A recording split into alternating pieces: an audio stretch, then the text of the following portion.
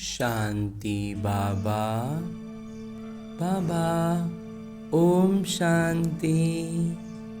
आज 22 अप्रैल 2025 है और आज हम अध्ययन करने जा रहे हैं परम पिता परमात्मा के अनमोल मधुर महावाक्यों को, मुरली को। तो ये अमूल्य मुरली हमारे आत्मा के संस्कारों को परिवर्तन करने के लिए परमात्मा हमें देते हैं। तो इसे देह भान में रहकर चलते फिरते जैसे तैसे या फिर शारीरिक रूप से भौतिक तौर पर तो बैठ गए, क्लास में बैठे हैं, लेकिन बुद्धि योग बाबा से नहीं है। आत्मा के स्तर पर आत्माभिमानी स्थिति में स्थित होकर अध्ययन नहीं करते तो फिर ये मुरली का जादू हम अनुभव नहीं कर पाते। क्योंकि बाबा ने ये मुरलियां चलाई तो थी काफी समय पहले, लेकिन आज भी हमारे मन में उठने वाले हर संकल्प का उत्तर बाबा इसमें निहित कर देते हैं। तो ये जादू है ना। तो इस जादू का अनुभव करने के लिए, अपने आत्मा के संस्कारों में परिवर्तन लाने के लिए, आत्माभिमानी स्थिति में होने के लिए एक छोटा सा अभ्यास, सबसे सरल और सहज अभ्यास है कि मैं आत्मा अपने इस स्थूल शरीर से अलग होकर अपने सूक्ष्म शरीर के साथ चलूं मधुबन की धरा पर, और उसमें भी खास पांडव भवन के उस हिस्ट्री हॉल में जहां बाबा साकार में मुरलियां चलाया करते थे। और उस स्थान पर जैसे ही मैं आत्मा खुद को उपस्थित अनुभव करता हूँ तो परमपिता परमात्मा की उपस्थिति से, वहाँ पर मम्मा भी उपस्थित रहती थी ना, तो मम्मा की उपस्थिति से और मम्मा मुरली के पहले वीणा बजा रही हैं ऐसा अनुभव करते हैं।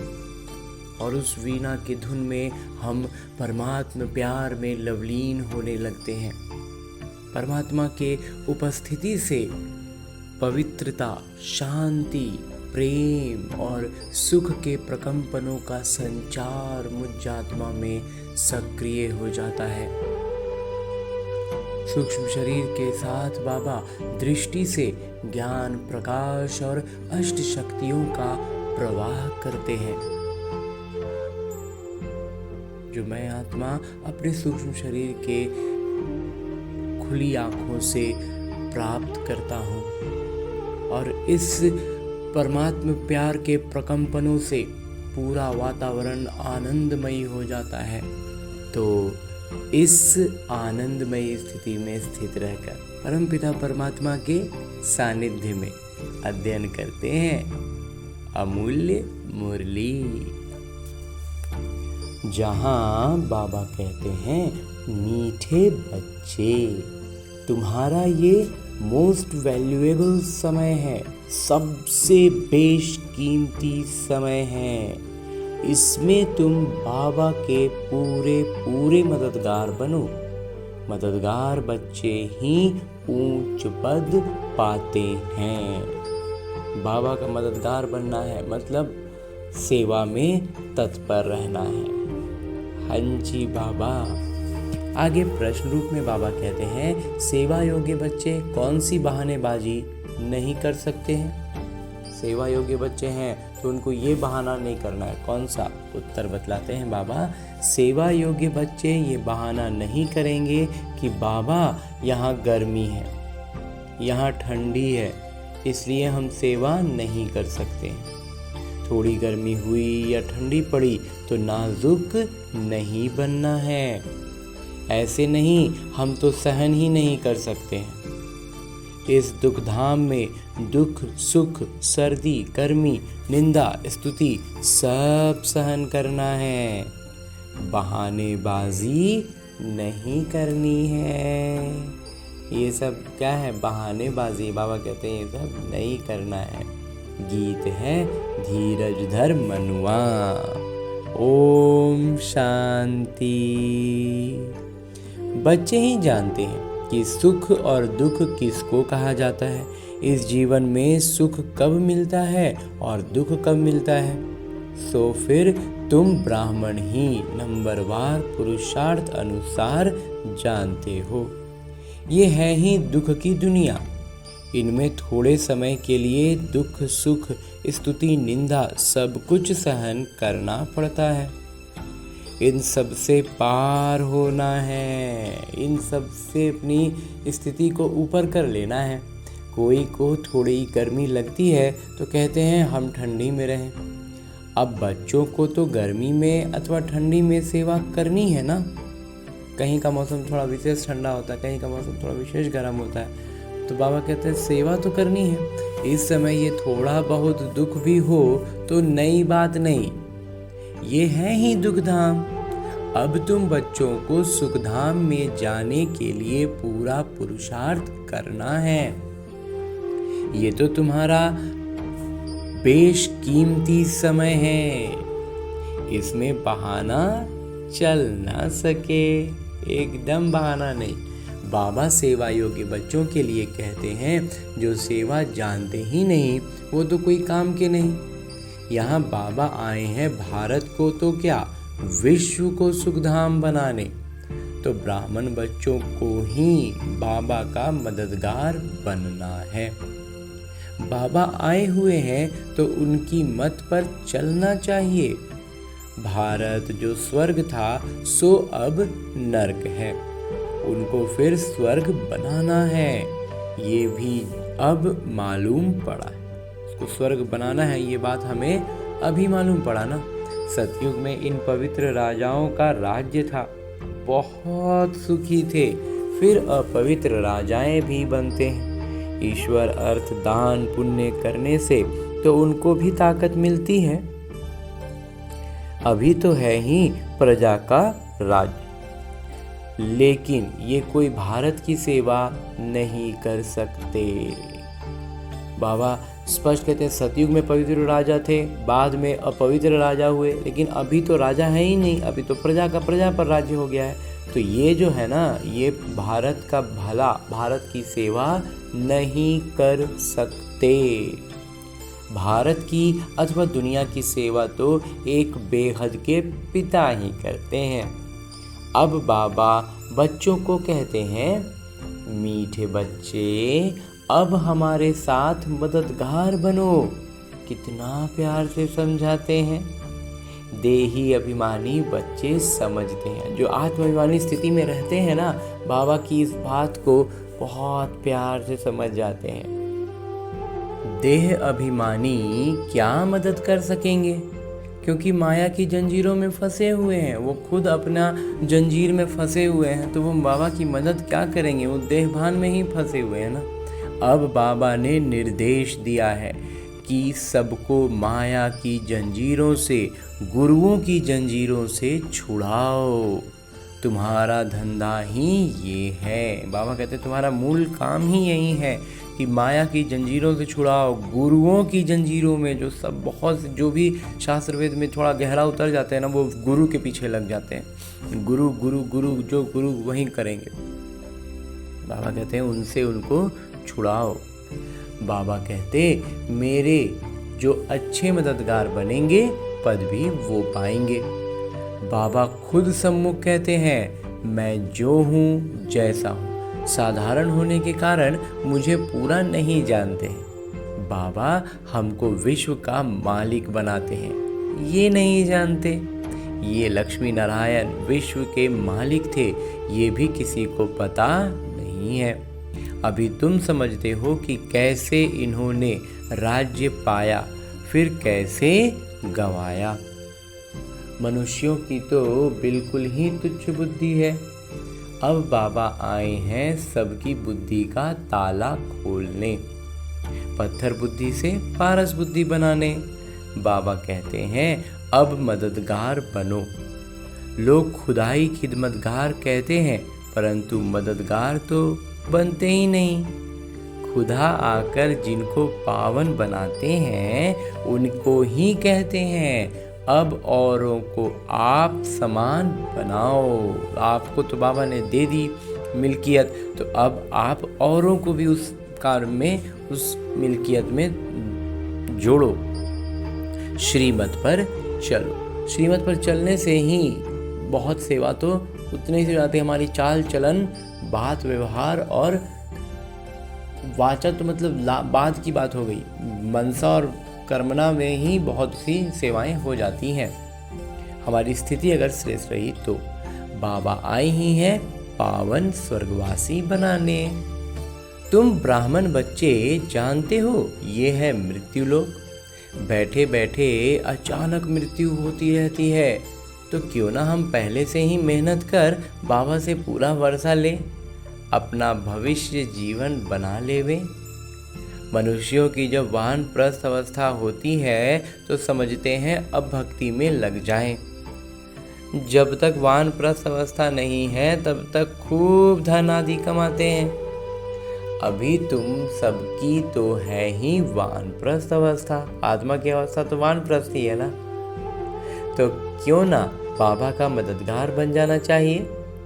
दिल से पूछना चाहिए, हम बाबा के मददगार बनते हैं। सेवा योग्य बच्चे तो नामी ग्रामी हैं, अच्छी मेहनत करते हैं, योग में रहने से सेवा कर सकेंगे।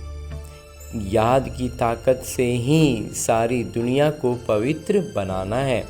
सारे विश्व को तुम पावन बनाने के निमित्त बने हुए हो। बाबा कहते हैं पूरा दुनिया को पवित्र बनाना है, और उस दुनिया को पवित्र बनाने के लिए हमें निमित्त बनने का सौभाग्य मिल रहा है, तो इसको छोड़ना थोड़ी है।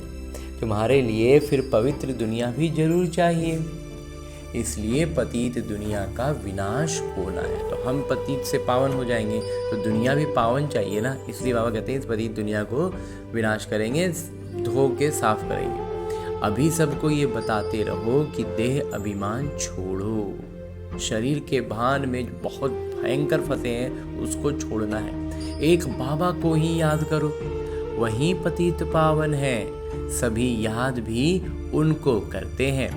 साधु संत आदि सब अंगुली से ऐसे इशारा करते हैं कि परमात्मा एक है, वही सबको सुख देने वाले हैं।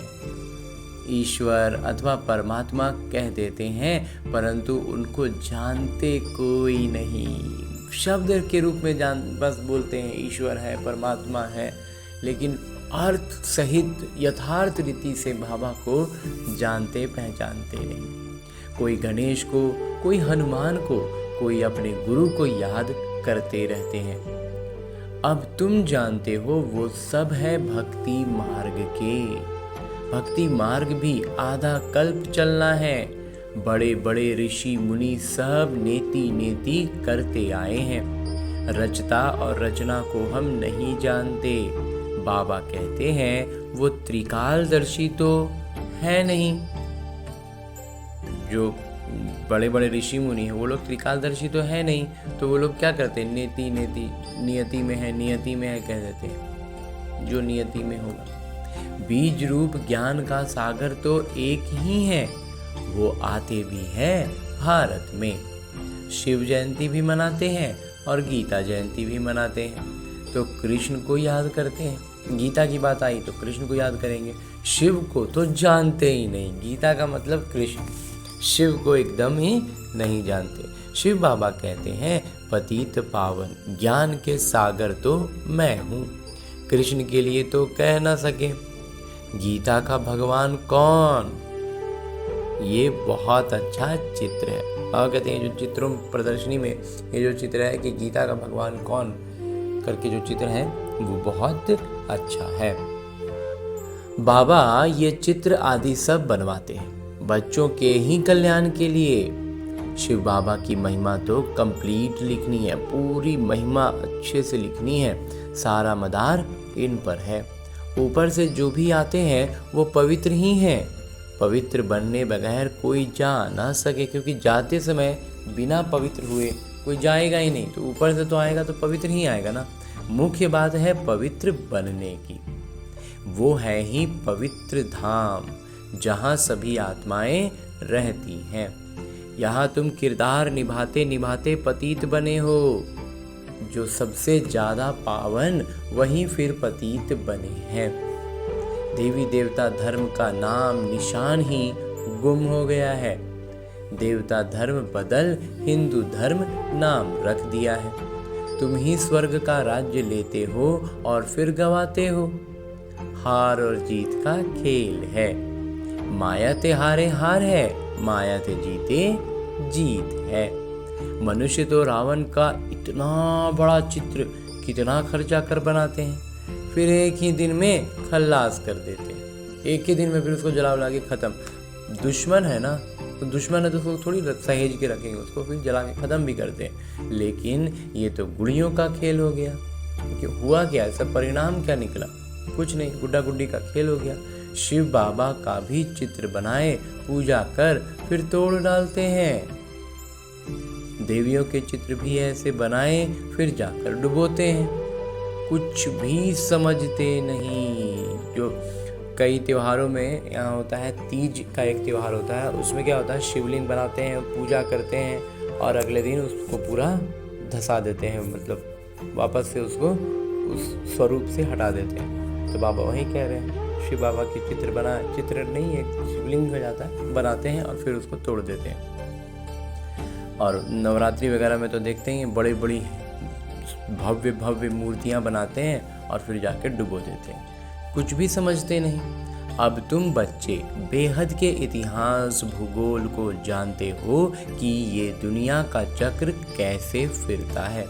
सतयुग त्रेता का किसी को भी पता नहीं है। देवताओं के चित्र भी ग्लानि के बना दिए। सतयुग त्रेता के बारे में वास्तविक तौर पर देखा जाए ना, तो किसी को कुछ पता है ही नहीं। लेकिन देवताओं के संबंध में बस एक नाम है, तो उसको आज के हिसाब से बहुत ही विकारी चित्र बना देते हैं। देवी देवता अप्सरा का मतलब पूरा उसको अभी का पश्चिमी सभ्यता के हिसाब से उसको विकारी रूप में खड़ा कर देते हैं, जबकि ऐसा वास्तव में हो नहीं सकता।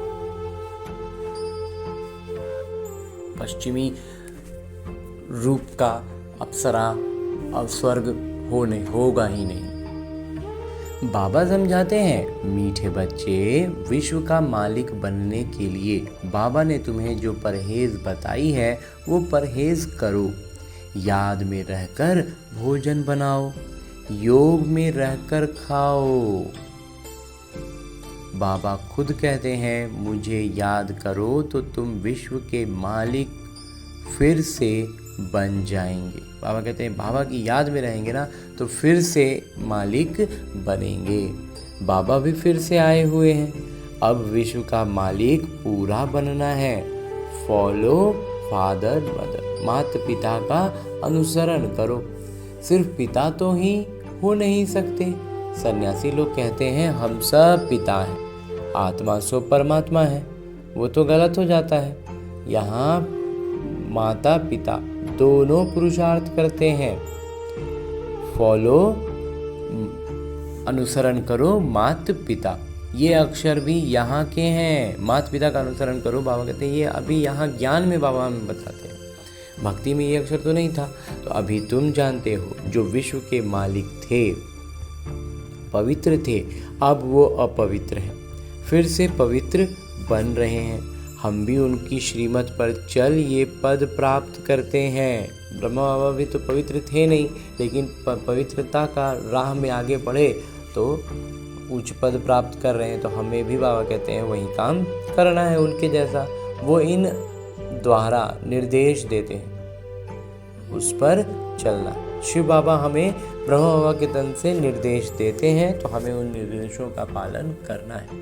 फॉलो नहीं करते, अनुसरण नहीं करते, तो सिर्फ बाबा बाबा कह मुख मीठा करते हैं। खाली बाबा बाबा कहते हैं, बाबा कह देने से खाली मुंह मीठा हो गया, हुआ परिणाम कुछ नहीं मिलेगा। फॉलो करने वाले को ही सपूत बच्चे कहेंगे ना। तो जो अनुसरण करेंगे, जो आचरण में लाएंगे, वो हुए सपूत बच्चे। जो मुख से खाली बाबा बाबा कह रहे हैं और आचरण में नहीं है, तो सिर्फ मुंह भर रहे हैं, उसका परिणाम नहीं मिलेगा। और जो दिल में भावना में है, आचरण में है, तो उनका जब बाबा बाबा करेंगे ना, तो उनको जबरदस्त परिणाम मिलेगा। जानते हो, मम्मा बाबा को फॉलो करने से हम राजाई में जाएंगे। ये समझ की बात है। बाबा सिर्फ कहते हैं मुझे याद करो तो विकर्म विनाश हो। बस और कोई को भी ये समझाओ तुम कैसे 84 जन्म लेते लेते अपवित्र बने हो। अब फिर पवित्र बनना है। जितना याद करेंगे तो पवित्र होते जाएंगे। बहुत याद करने वाले ही नई दुनिया में पहले पहले आएंगे। फिर औरों को भी आप समान बनाना है।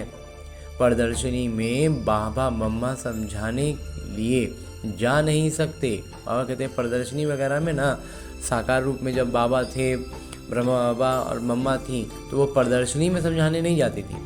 बाहर से कोई बड़ा आदमी आता है तो कितने ढेर मनुष्य जाते हैं उनको देखने के लिए कि ये कौन आए हैं, ये तो कितने गुप्त हैं। बाबा कहते हैं मैं इस ब्रह्मा तन से बोलता हूँ, मैं ही इस बच्चे का जिम्मेवार हूँ। बाबा कहते हैं इसकी जिम्मेवारी ना मेरी है, क्योंकि मैं इनके तन का आधार लेकर के तुम बच्चों को बोलता हूँ। तुम हमेशा समझो शिव बाबा बोलते हैं। बाबा कहते हैं इसलिए हमेशा अपनी बुद्धि में ये बात रखो कि हमको शिव बाबा बोलते हैं, वो पढ़ाते हैं। ये ब्रह्मा बाबा पढ़ा रहे हैं ऐसी भावना नहीं रखते हुए शिव बाबा पढ़ा रहे हैं हमेशा। आज भी ये जो हम मुरली का अध्ययन करते हैं, ये हमें पूरी तरह से आत्माभिमानी स्थिति में जब रहकर करेंगे तो ये अनुभव होगा कि शिव बाबा मेरे सम्मुख बैठे हैं और मुझे पढ़ा रहे हैं।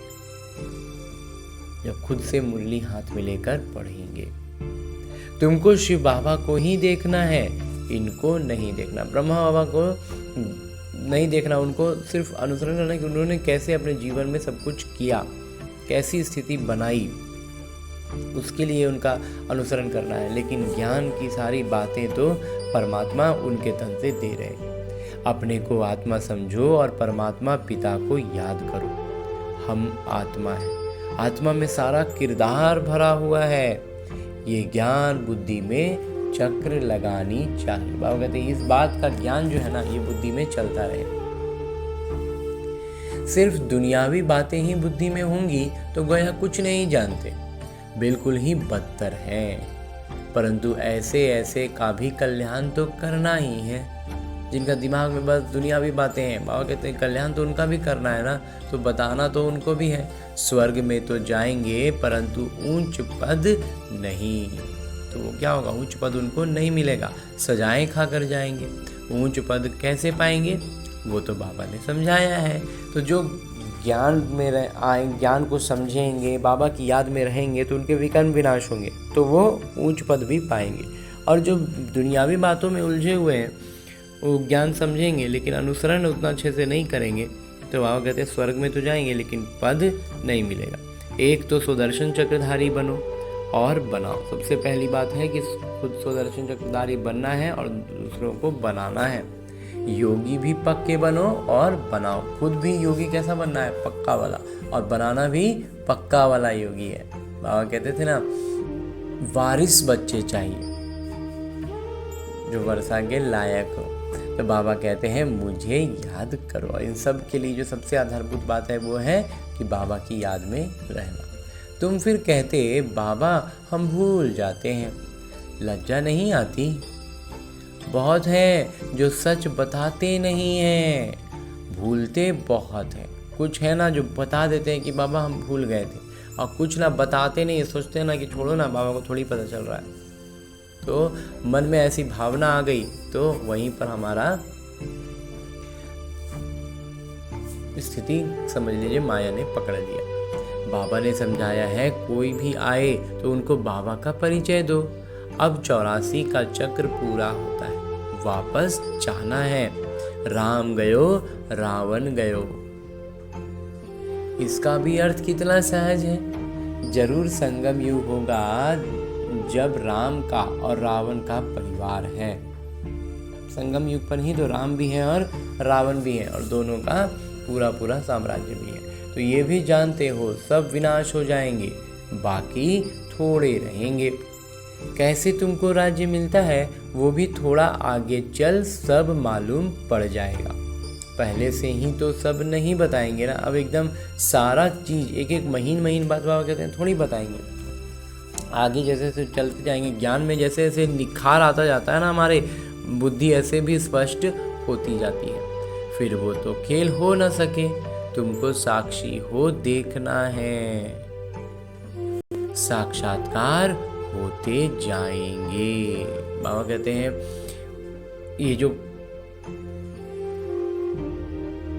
सब बात बाबा कहते हैं पहले से तो बताएंगे नहीं, तो फिर खेल नहीं हो पाएगा ना। अगर सब बात एकदम पहले ही हर कुछ एकदम महीन से महीन बात मालूम बता दें तो फिर खेल नहीं हो पाएगा। तुमको तो साक्षी होकर के देखना है, तो उसी में हमारी परीक्षा भी रहेगी। तो ज्ञान में स्पष्टता है ना, तो लगभग एकदम जिसको बोलते हैं डिजिटल रूप से नहीं दिखेगा, लेकिन पूरा आभास और पूरा समझ में आने लगता है कि क्या हो रहा है, कैसे हो रहा है। और इसी के लिए बाबा कहते हैं कि फिर आगे साक्षात्कार होते जाएंगे। इस 84 के चक्र को दुनिया में कोई नहीं जानते। तो ये 84वां जन्म है, 84 का चक्र पूरा हुआ, अब परिवर्तन का समय है, ये बात थोड़ी ना सब कोई जानते। अभी तुम बच्चों की बुद्धि में है, हम वापस जाते हैं। रावण राज्य से अभी छुट्टी मिलती है, फिर अपनी राजधानी में आएंगे। बाकी तो थोड़े रोज हैं। ये चक्र फिरता रहता है ना, अनेक बार ये चक्र लगाया है। अब बाबा कहते हैं जिस कर्म बंधन में फंसे हो उनको भूलो, गृहस्थ व्यवहार में रहते हुए भूलते जाओ। अब नाटक पूरा होता है, अपने घर जाना है। इस महाभारत लड़ाई के बाद ही स्वर्ग के द्वार खुलते हैं, इसलिए बाबा ने कहा है ये नाम बहुत अच्छा है, गेटवे टू हेवन, स्वर्ग के द्वार। कोई कहते हैं लड़ाइयाँ तो चलती आई हैं, हम लोग को जो इतिहास पढ़ाया जाता है लौकिक रीति का, तो जब लौकिक पढ़ाई में तो उसमें क्या लड़ाइयाँ तो बहुत समय से चलती आई हैं। बोलो मूसलों की लड़ाई कब लगी है? ये मूसलों की अंतिम लड़ाई है। 5000 वर्ष पहले भी जब लड़ाई लगी थी तो ये यज्ञ भी रचा था। इस पुरानी दुनिया का अब विनाश होना है। जब कोई कहे, बाबा कहते हैं कि अभी लड़ाइयाँ युद्ध तो बहुत समय से चलते आया है, बहुत लंबा इतिहास में बहुत कुछ लिखा हुआ है। और कहते हैं ये बॉम्ब्स का, एटॉमिक बॉम्ब्स का, और जो आज के जो तकनीकी विनाशकारी चीज़ें हैं, इनसे कभी युद्ध हुआ है क्या? तो इनसे युद्ध होने का मतलब ही है कि ये अंतिम है और ये पुरानी दुनिया का विनाश होना है। नई राजधानी की स्थापना हो रही है, इसीलिए तो बाबा कहते हैं कि पुरानी दुनिया का विनाश होना ही है। और यज्ञ भी इसीलिए बाबा रचते हैं ताकि नई दुनिया की जो स्थापना का कार्य है वो हो। तुम ये रूहानी पढ़ाई पढ़ते हो राजाई लेने के लिए, तुम्हारा धंधा है रूहानी। जिस्मानी विद्या तो काम आनी नहीं है, शास्त्र भी काम नहीं आएंगे, तो क्यों ना इस धंधे में लग जाना चाहिए। बाबा तो विश्व का मालिक बनाते हैं, विचार करना चाहिए कौन सी पढ़ाई में लगे। वो तो थोड़े डिग्रियों के लिए पढ़ते हैं, तुम तो पढ़ते हो राजाई के लिए। अभी लौकिक रीति की कितनी भी पढ़ाई पढ़ लेना, बस वही मोटा मोटी एक नौकरी तक ही रह पाएगा। लेकिन ये जो कमाई है, बाबा 21 जन्म की राजाई पद दे रहे हैं, तो इस कमाई के पीछे लगना चाहिए ना। कितना रात दिन का फर्क है।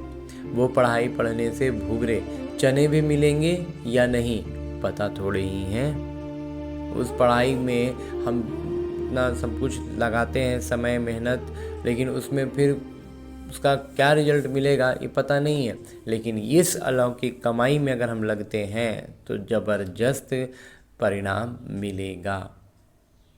किसी का शरीर छूट जाए तो भूगरे भी गए, और शरीर छूट गया तो क्या, पढ़ाई तो पढ़े लेकिन वो आगे तो जाएगा नहीं, कैरी फॉरवर्ड होगा नहीं। लेकिन अलौकिक कमाई अगर कर लेंगे ना, तो शरीर छूट भी गया तो भी आगे वो मिलेगा। तो ये कमाई तो साथ चलने की है, मौत तो सिर पर खड़ा है। पहले हम अपनी पूरी कमाई कर लेवें, ये कमाई करते करते दुनिया ही विनाश हो जानी है। बाबा कहते हैं हम लोग अपना कमाई में लगे रहेंगे और हम बिजी हैं इधर कमाने में और उधर दुनिया विनाश हो जाएगा। तुम्हारी पढ़ाई पूरी होगी तब ही विनाश होगा। बाबा कहते हैं विनाश कब होगा? जब हमारी पढ़ाई पूरी हो जाएगी।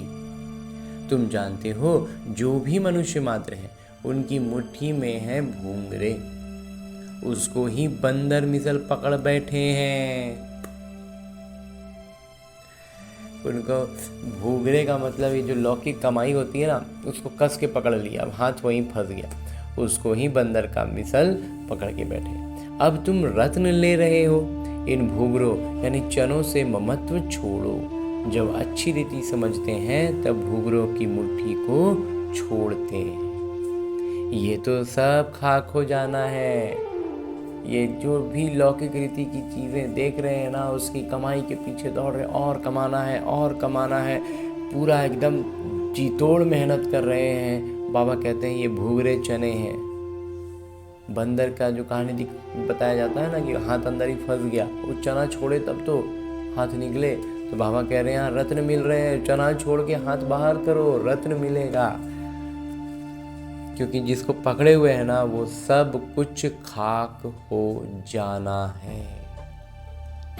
अच्छा, मीठे मीठे सिकिलते बच्चों प्रति माता पिता बाबा का याद प्यार और आशीर्वाद।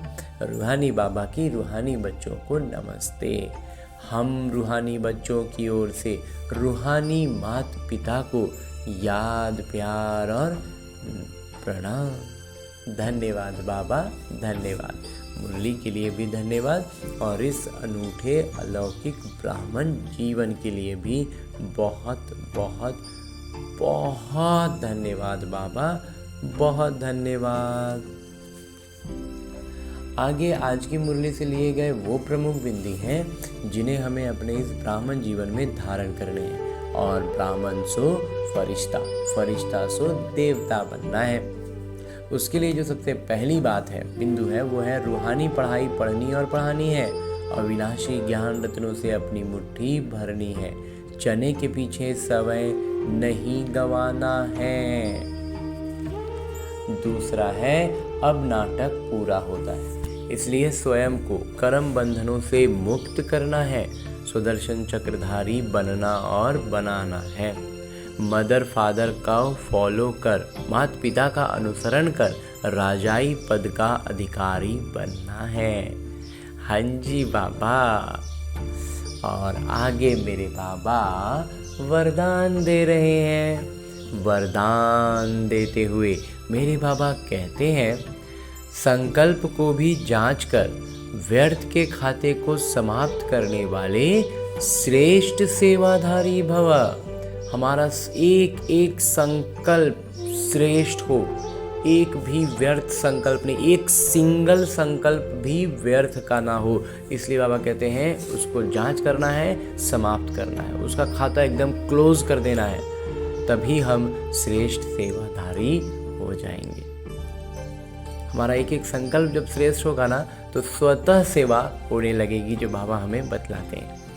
विस्तार से बाबा कहते हैं कि श्रेष्ठ सेवाधारी वो हैं जिनका हर संकल्प शक्तिशाली हो, एक भी संकल्प कहीं भी व्यर्थ न जाए।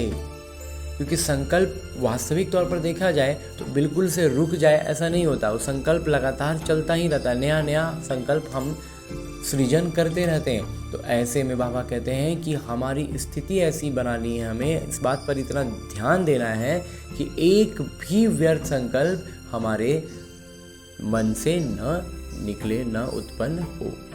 क्योंकि सेवाधारी अर्थात विश्व की स्टेज पर एक्ट करने वाले, ये जो विश्व का रंगमंच है ना, उस पर हमारा एक अलग ही हमें किरदार मिला है, तो वो है सेवाधारी। तो सारी विश्व आपको कॉपी करती है।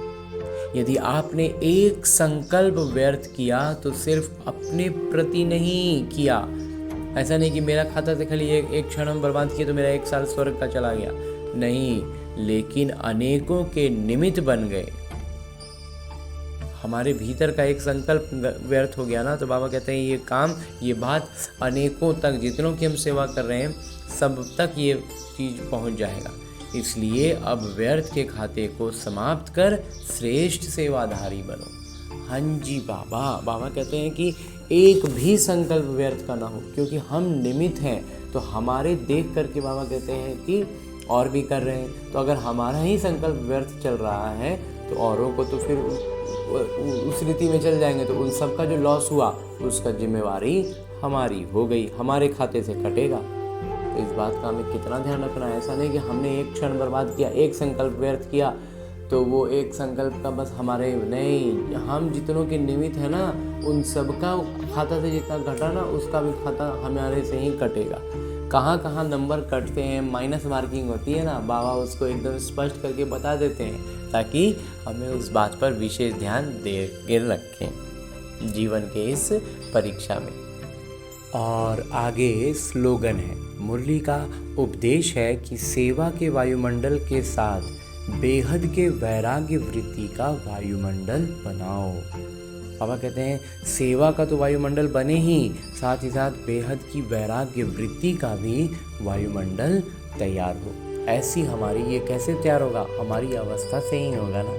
तो अपनी अवस्था का ही हमें मूल तौर पर पूरे दिन भर की दिनचर्या में इस बात का ध्यान रखना है कि हमारी अवस्था कैसी है। मेरी अवस्था में परिवर्तन तो नहीं आया, अवस्था पर ही सारा ध्यान, बाकी सारा काम जो है ना, सारी चीज़ें लौकिक रीति की वो स्वाभाविक तौर पर उसको सही होना ही है। अगर लौकिक रीति से कोई चीज़ सामने लग भी रहा है ना कि गलत हो रहा है, तो वास्तव में वो गलत होते नहीं रहेगा, वो ड्रामा अनुसार कुछ ऐसा होगा जो उसका कुछ समय बाद हमें पता चल जाएगा कि नहीं ये तो हुआ तो सही ही था।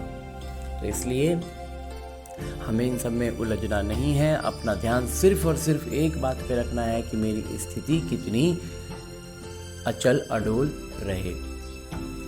तो ऐसे परमपिता परमात्मा से इतना श्रेष्ठ ज्ञान मुरली अध्ययन करने के बाद, वरदान प्राप्त करने के बाद मेरे बाबा इसी अव्यक्त स्वरूप में स्थित रहकर एक इशारा भी देते हैं, और वो इशारा है कि कंबाइंड रूप की स्मृति से सदा विजयी बनो। जब परमपिता परमात्मा हमारे साथ कंबाइंड रहेंगे, एकदम मेरे साथ साथ रहेंगे, तो विजयी तो होंगे ही ना।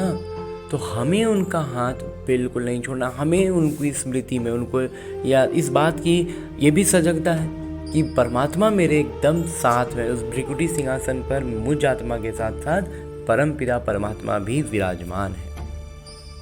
तो ऐसी स्मृति रहेगी तो विजयी तो बनेंगे ही। तो इस बात को स्पष्टता से समझने के लिए मेरे बाबा हर रोज़ एक इशारा विशेष तौर पर विस्तार से और देते हैं।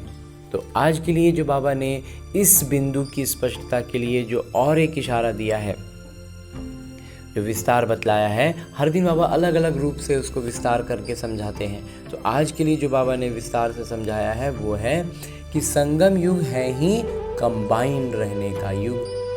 बाबा से अकेले हो नहीं सकते, अभी ऐसा हो ही नहीं सकता कि हम बाबा के साथ ना हो, सदा के साथ ही हो। सदा बाबा के साथ रहना अर्थात सदा संतुष्ट रहना। बाबा और आप सदा कंबाइंड हो तो कंबाइंड की शक्ति बहुत बड़ी है, बहुत बड़ी शक्ति है। बाबा साथ में आ गए तो फिर कोई चीज़ का कमी रह ही नहीं सकता। एक कार्य के बजाय 1000 कार्य कर सकते हो, क्योंकि 1000 भुजाओं वाले पिता आपके साथ हैं। हाँ जी बाबा।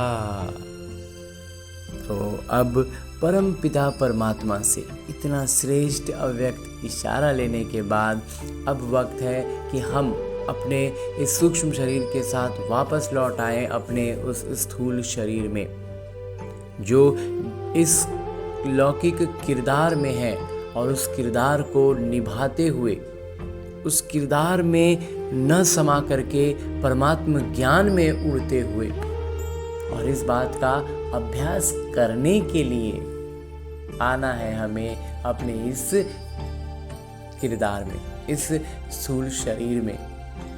अधिक से अधिक अभ्यास करने के लिए छोटी बड़ी हर परिस्थिति को एक अभ्यास पुस्तिका समझकर उसमें आने वाले छोटे बड़े सवाल समझकर उनको देखना है और उनका अध्ययन करते हुए उससे पार होना है, अपनी स्थिति को श्रेष्ठ बनाते हुए। जहाँ ज्ञान तलवार की ज़रूरत हो वहाँ ज्ञान तलवार, जहाँ योग अवस्था की ज़रूरत हो वहाँ बाबा की याद। कंबाइंड रूप में रहेंगे तो का आना ही नहीं होगा, लेकिन इतना दूर आता तो वास्तव में वो हमारे विकर्म का बोझ के रूप में आता है, लेकिन हम उनको परमात्मा की याद में रहते हैं ना, तो वो दूर से ही, कहने का मतलब है कि हम उसको अनुभव तक नहीं आने देंगे, हम उसे दूर से ही पहचान लेंगे और वो समाप्त हो जाएगा। यही होता है, ऐसे ही होता है विकर्म का विनाश होना। और ये ब्रह्मा कुमार इस बात को अनुभव कर रहा है। तो ऐसे ही अनुभव आप सभी करें। इसके लिए हमेशा इस बात का ध्यान रखना है कि जो भी कुछ मेरे जीवन में इतनी छोटी सी सुई जैसी बात से लेकर बड़ी बड़ी बात हो, मेरे जीवन की छोटी मोटी बड़ी भौतिक वस्तु से लेकर चैतन्य आत्माओं का संबंध संपर्क की, उनकी अवस्था, उनका प्रभाव, सब कुछ मेरी अवस्था का परावर्तन है जो बाहर दिखाई दे रहा है। जो प्रैक्टिकल दुनिया हम कहते हैं ना, प्रैक्टिकल लाइफ, वो प्रैक्टिकल लाइफ वास्तव में मुझ आत्मा की अवस्था का परावर्तन है। हर एक आत्मा के लिए ये उनके स्तर पर उनके लिए है। तो हमें परमात्मा की याद में अपनी अवस्था को जैसे ही हम ऊपर करने लगते हैं ना, हमारी आसपास की हर छोटी बड़ी चीज़ में हम परिवर्तन इन आँखों से परिवर्तन देख लेंगे कि जो चीज़ हम देख रहे थे कि ऐसे थी, वो अचानक से ऐसे हो गई। और ये होगा हमारी स्थिति के बदलने से। यही है विकर्म विनाश होने की विधि। तो इस विधि को, इस चाबी को ही बाबा अव्यक्त मुरलियों में पूछते हैं। चाबी मिल गई है ना? हाँ जी बाबा। तो उन चाबी को इस्तेमाल करना है, अभ्यास करना है। और ये चीज़ सिर्फ और सिर्फ अभ्यास से आती है, तो हमें अभ्यास जरूर करना है। हर छोटी बात से शुरुआत करनी है और धीरे धीरे बड़ी परिस्थितियों में हम स्वतः ही अचल अडोल अवस्था में उसे पार करेंगे। फिर वो बड़ी परिस्थितियाँ हमारे सामने होंगी ही नहीं, क्योंकि वो हमारे निकट आते आते उनको छोटा हो ही जाना है। हमारी स्थिति ऊंची हो जाएगी ना।